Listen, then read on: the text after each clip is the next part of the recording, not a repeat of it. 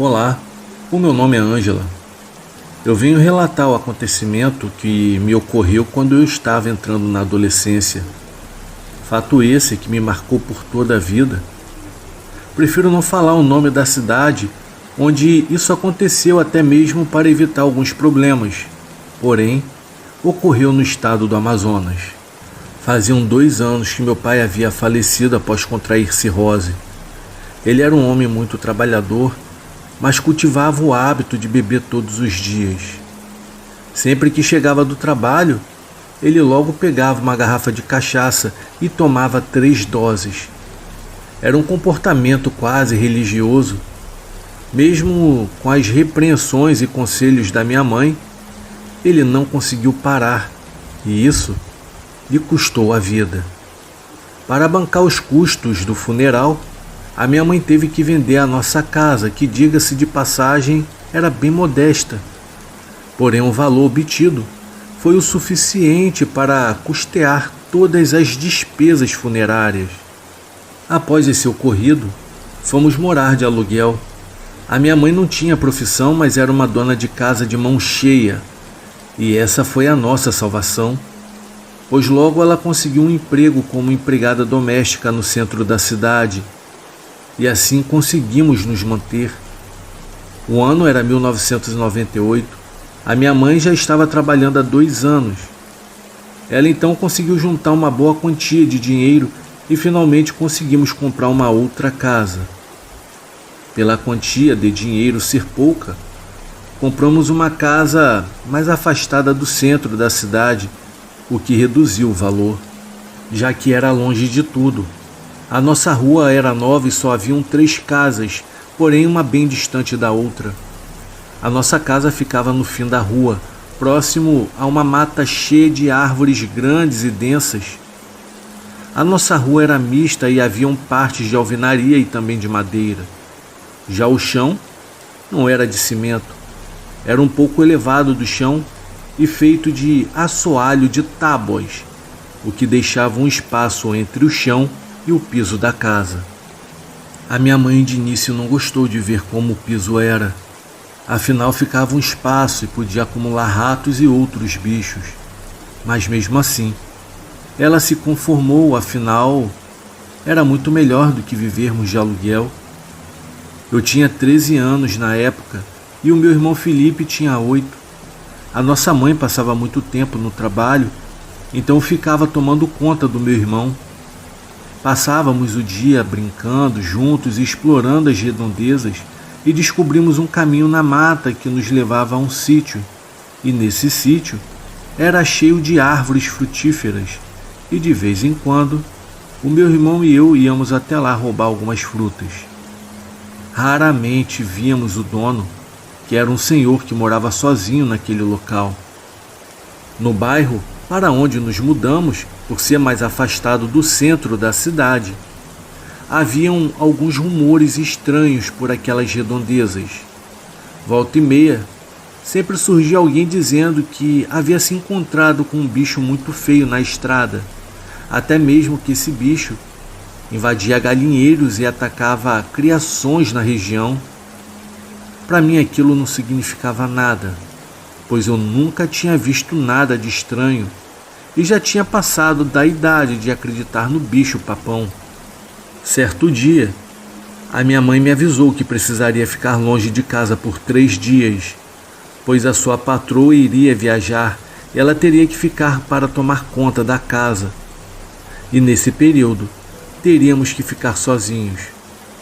Eu sabia fazer tudo dentro da casa, pois a minha mãe havia me ensinado a como cuidar dela, então eu não teria dificuldade para cuidar do meu irmão. A quinta-feira chegou e a minha mãe foi trabalhar. Antes de ir, ela me aconselhou a tomar conta do meu irmão, além de me avisar para não ficarmos fora de casa durante a noite, e me lembrou que não voltaria para casa durante 3 dias. Ela me deu um pouco de dinheiro para alguma emergência. Já tinha deixado a comida pronta, era só esquentar e já podíamos comer. Fomos para a escola e quando chegamos pela parte da tarde, almoçamos e ficando brincando até o escurecer. Quando a noite caiu, eu falei para o meu irmão irmos tomar banho e ir para dentro de casa. O meu irmão pediu para ficar mais um pouco e, após muitas súplicas, eu acabei concordando. Enquanto brincávamos, eu reparei com o canto do olho uma movimentação na mata próxima à nossa casa. Eu me virei para olhar e percebi que havia uma pessoa em pé nos observando.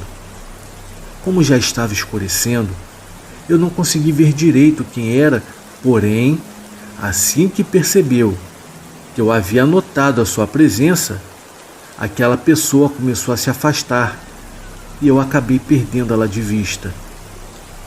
Logo peguei o meu irmão e mandei-lhe tomar banho. Eu fiz o mesmo e entramos em casa. Depois da janta, ficamos assistindo televisão e depois de um tempo o sono chegou. Desliguei tudo e fomos dormir. De madrugada eu acordei com muita sede. Me levantei para beber água, olhei para o meu irmão e vi que ele dormia profundamente. Fui para a cozinha, enchi um copo d'água e bebi. Quando eu estava voltando para o quarto, eu escutei latidos de cachorro no início da rua. O dono da primeira casa criava 3 cachorros de raça fila, que naquele momento pareciam estar irritados com algo. Pouco tempo depois, eu resolvi voltar para o quarto e me deitei novamente. Eu já estava quase dormindo quando eu escutei um barulho na porta da frente. Então fiquei em alerta, já que eu estava sozinho em casa com meu irmão caçula. Eu me levantei e fiquei na porta do quarto olhando para a sala. Em frente à nossa casa havia um bico de luz que me possibilitou ver uma sombra em frente à porta. Quem quer que fosse estava de pé, não apenas na porta, e ficou ali por alguns minutos antes de sair caminhando ao redor da casa. Escutei passadas muito pesadas e uma respiração baixinha que parecia ser muito cansada. A pessoa foi até a porta da cozinha e tentou forçá-la também. Felizmente usávamos trancas de madeira nas portas da sala e da cozinha e que as deixava bem seguras. A pessoa ficou mais alguns minutos andando ao redor da casa antes de se afastar. Eu estava bem assustada, pois estava claro que aquela pessoa estava tentando entrar em nossa casa. Eu fiquei acordada a noite inteira e só dei um cochilo já pela manhã. Quando acordei, eu vi no relógio que já eram 10h30 da manhã. Eu havia perdido a hora de ir para a escola e, consequentemente, o meu irmão também. Já que eu era quem o acordava, levantamos e eu fui esquentar nosso almoço, que seria bem tarde naquele dia. Pedi para ele não contar para a mamãe que havíamos perdido a aula, pois ela ficaria muito furiosa. O dia passou normalmente. Enquanto eu fazia as tarefas de casa e meu irmão brincava como sempre, o ocorrido da noite passada não saía da minha mente.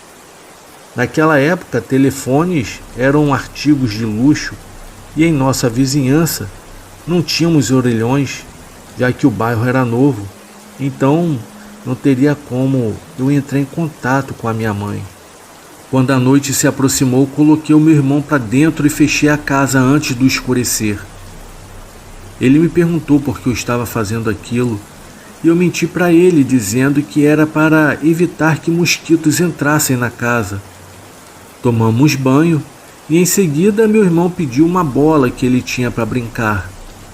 Quando fui procurar a bola dele, percebi que estava embaixo da cama e também percebi que haviam 2 tábuas soltas.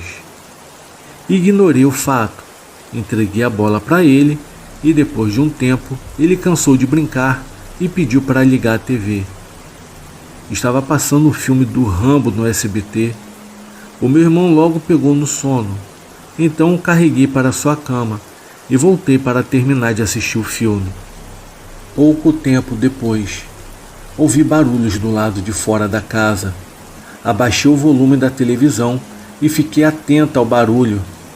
Percebi que novamente alguém estava andando ao redor da nossa casa. O meu medo só crescia, mas também a minha curiosidade pois quem quer que fosse faziam barulhos muito estranhos, a respiração estava ainda mais pesada e havia um tipo de engasgado. Eu criei coragem, me levantei e fiquei espiando por uma das brechas da madeira da casa. Estava muito escuro. Eu só conseguia ver um vulto, que quem quer que fosse, não se aproximava da luz. O tempo foi passando e a pessoa continuava rondando a casa. Eu continuava seguindo e olhando pelas brechas da parede, até que aquilo foi para a frente da minha casa e se aproximou do bico de luz. Foi então que eu pude ver claramente que não se tratava de uma pessoa. Eu fiquei apavorada. Aquele bicho era muito estranho. Estava de pé como um homem. Tinha um corpo muito peludo, braços muito longos, com garras bem compridas. As pernas pareciam estar ao contrário, com os joelhos invertidos. Ele babava muito e suas presas eram tão grandes que a boca não fechava direito. Eu tomei um susto tão grande quando eu vi aquele bicho que eu acabei tropeçando no tapete da sala. Para me segurar, eu me segurei numa pequena mesa, só que nisso eu acabei a derrubando e com meu peso eu acabei fazendo um barulho bem alto. Aquela coisa deu uma espécie de rosnado e eu percebi que aquilo começou a cheirar por debaixo da porta da casa. Ele percebeu que eu estava ali. Aquele monstro começou a gritar e começou a se jogar contra a nossa porta. A força era tanta que sacudia a casa inteira. Com a insistência daquela coisa, a madeira que usávamos como tranca começou a ceder e eu percebi que logo a porta viria abaixo. Com o barulho, meu irmão acordou assustado e veio chorando até a mim, me perguntando o que estava acontecendo. Enquanto isso, aquela coisa continuava tentando entrar. Eu pensei comigo mesma, se aquilo entrar aqui, vai nos matar facilmente. A nossa situação era completamente complicada, pois estávamos sozinhos e isolados. Se saíssemos correndo, aquilo com certeza nos pegaria. E se ficássemos, não mudaria nada. Foi então que me lembrei das tábuas soltas embaixo da cama e pensei que talvez fosse um bom esconderijo. Peguei o meu irmão chorando e eu disse que precisávamos nos esconder. Fomos para o quarto e tirei as tábuas embaixo da cama, colocando meu irmão lá dentro. No nosso quarto havia uma janela, a deixei entreaberta, afinal, aquilo já estava prestes a entrar na nossa casa.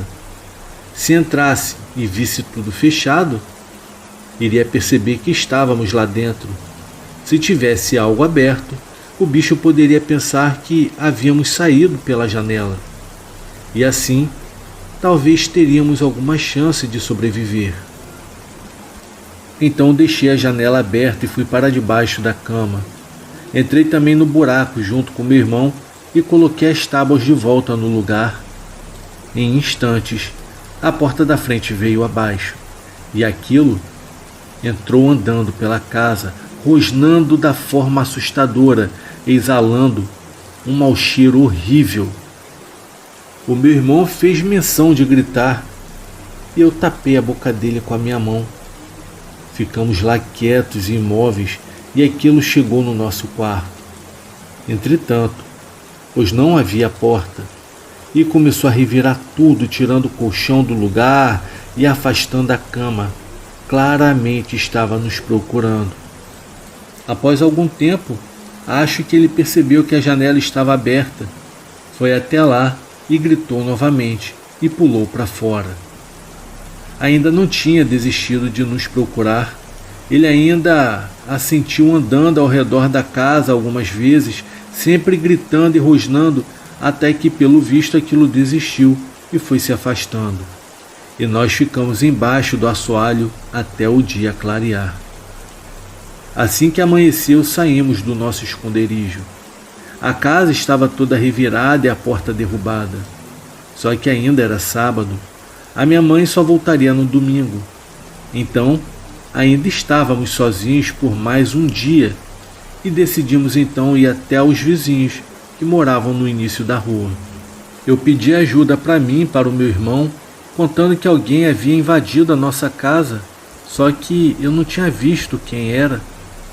O vizinho que criava os filas foi até lá e constatou que era verdade e que não tínhamos condições de ficar em nossa casa.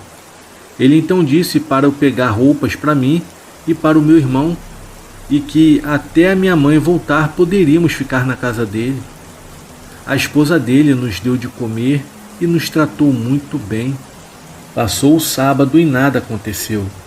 No domingo de manhã, a minha mãe apareceu gritando na rua, perguntando se alguém tinha nos visto. O vizinho e sua esposa encontraram a minha mãe e falaram para ela que estávamos na casa deles. E contaram para ela o que eu havia contado a ele. A minha mãe agradeceu por terem tomado conta da gente. A nossa mãe nos pegou e nos levou para casa, ou o que restou dela. Chegando lá, a minha mãe me perguntou o que havia acontecido. Então, eu contei toda a verdade para ela. Ela não estava acreditando em nada, só que a casa estava cheia de marcas de garras, além de um mau cheiro terrível que não passava. A nossa mãe, então, vendo tudo aquilo, acabou acreditando em mim. Desde esse dia, nunca mais nos deixou sozinhos à noite, chegando sempre antes do escurecer. Só que depois daquela noite, graças a Deus, nada mais aconteceu conosco. Depois de uns meses do acontecido, o velho que morava sozinho no sítio apareceu morto. O seu corpo havia sido encontrado sem roupas, cheio de furos de bala. Como a cidade era pequena, aquela notícia foi um choque e desde então, avistamentos daquela fera nunca mais foram vistos ou falados. Depois de adulta, comecei a me interessar por esse assunto, lembrando do que me aconteceu. Após ouvir muitos relatos e descrições na internet, eu cheguei à conclusão de que aquilo que nos atacou só poderia ser mesmo um lobisomem.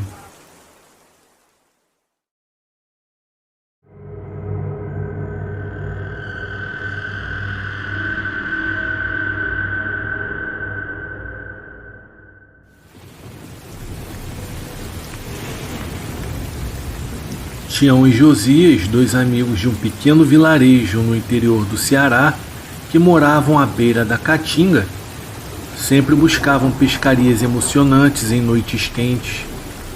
Em uma dessas noites, no início dos anos 70, decidiram pescar no rio, que hoje em dia faz parte do açude Castanhão, em uma vila perto da cidade de Jaguaribara, um local na época isolado e conhecido por sua beleza, longe de tudo e com bons peixes. Naquela época, nessa região, era comum voltar da pescaria com cesto cheio de peixes. O rio cortava a Caatinga ao meio, envolto em uma atmosfera de paz e tranquilidade, típica da região daqueles tempos. Tião era um homem de meia idade, corpulento e de barba grisalha, adorava contar causos. Já o Josias era um homem jovem, magro, de cabelos pretos, pessoa simples e bem-humorada. Os dois eram amigos há muito tempo e adoravam pescar juntos, trocar histórias e falar da vida das pessoas do pequeno vilarejo. Já naquela noite estrelada, eles estavam sentados à margem do rio pescando com varas de bambu, acenderam uma pequena fogueira para espantar os mosquitos e a prosa continuava baixinho. Tião estava pescando com anzol e minhoca, enquanto Josias pescava com uma isca artificial novinha em folha, que ele estava testando naquele dia. Em um determinado momento, Tião sentiu um puxão na linha. Ele puxou e sentiu que havia fisgado um peixe dos grandes e começou a puxar o peixe, que era pesado e bastante forte. Era o maior robalo que eles já tinham visto. Parecia uma noite de sorte. A noite de sexta-feira estava passando e com muitos peixes fisgados. O céu estava estrelado, porém a noite estava escura. Já se passava da meia-noite e a luz do lampião iluminava só o local. Os dois homens estavam sentados em um velho pier de madeira, conversando baixinho e bebendo cachaça, enquanto a lua começava a aparecer. Enquanto pescavam em silêncio, Tião e Josias começaram a ouvir sons estranhos vindo do meio da escuridão da caatinga. Naquele momento, não deram muita importância, porque poderia ser um pequeno animal ou até mesmo algum pássaro noturno, mas os ruídos ficaram inquietantes e ecoavam como sussurros sombrios e depois seguidos de rosnados. Contudo, eles pensaram que poderia ser algum cachorro perdido no meio da mata que havia sido atraído pelo cheiro dos peixes e continuaram a pescaria. Os sons persistiram por algum tempo, quando de repente, uma sombra negra em meio à escuridão ergueu-se no meio da mata sobre duas pernas, diante dos seus olhos. Havia um odor fétido e rosnava furiosamente, e haviam pelos negros. Ao se aproximarem, viram com a pouca luz do lampião o seu olhar raivoso. A criatura parecia furiosa e transmitia uma sensação do completo terror. Nesse momento, um grande cachorro negro avançou e atacou Josias com uma ferocidade terrível, mordendo brutalmente sua perna, rasgando e dilacerando a carne com seus dentes afiados. O grito de dor e desespero ecoou pela noite, espalhando-se como um pesadelo que nenhum deles jamais esqueceria. O Tião, impulsionado pelo terror, pegou o facão e, apavorado, defendeu-se como pôde, desferindo golpes com todas as suas forças para afastar a criatura e proteger o seu amigo.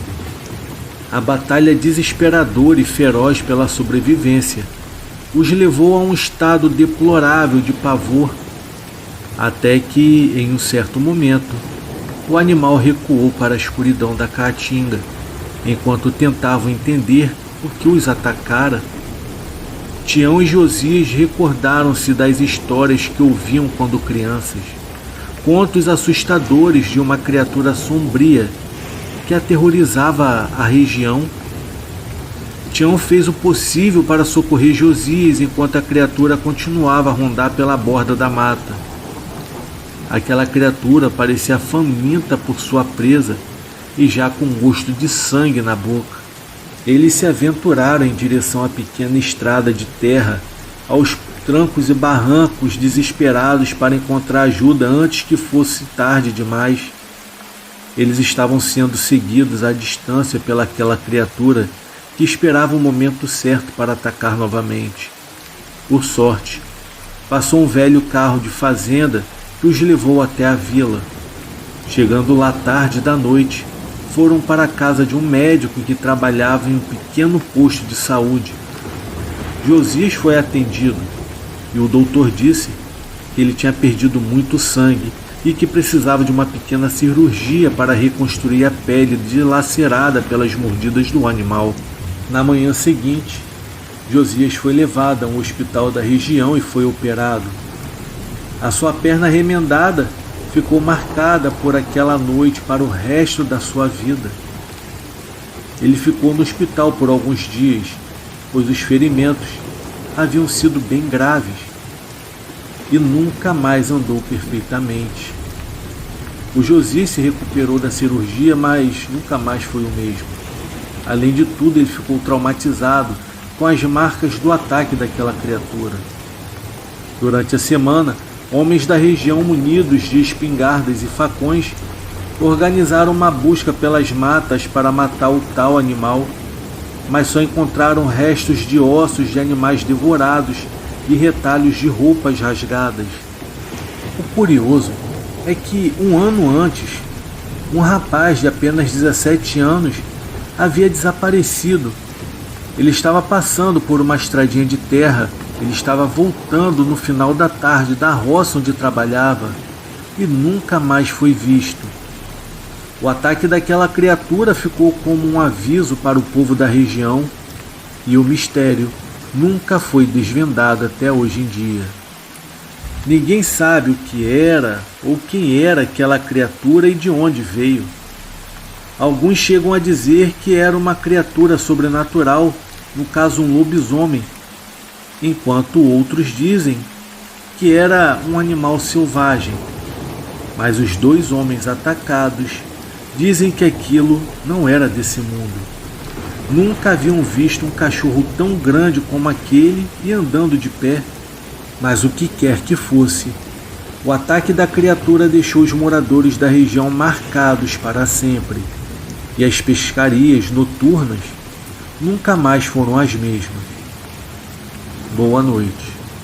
Se você gostou desse vídeo, convido a você a se inscrever no canal, deixar o seu like e compartilhar essa experiência com mais pessoas que gostariam de ouvir esse relato. Aqui embaixo está o campo dos comentários para você deixar uma crítica, elogio ou até mesmo alguma sugestão de algum vídeo. O meu muito obrigado pelo seu tempo e pela sua audiência. Até o próximo vídeo. Um abraço.